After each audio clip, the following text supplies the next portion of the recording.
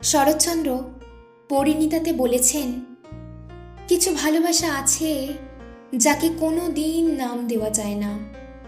সে প্রতিদিন চোখের সামনে থাকে, কথা বলে, হাসে, অথচ হৃদয়ের কথা কখনো বলা হয় না।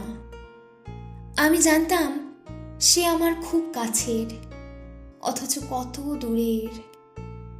একটি কথার অভাবে কত সম্পর্ক যে ভুল পথে চলে যায় তা মানুষ বুঝতে পারে অনেক দেরিতে।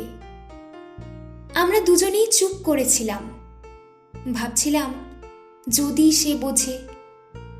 কিন্তু বোঝার জন্য যে কথার দরকার, সে কথাটাই কেউ বলল না।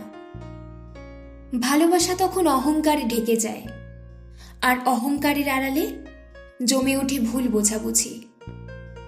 আমি চাইনি তাকে হারাতে, তবু হারিয়েছি, শুধু সময়ের অপেক্ষায়। আজ বুঝি কিছু ভালোবাসা নষ্ট হয় না অবহেলায়, নষ্ট হয় নীরবতায়। যদি একটি বার বলা যেত আমি তোমাকে ভালোবাসি, হয়তো এত দূরত্ব থাকতো না।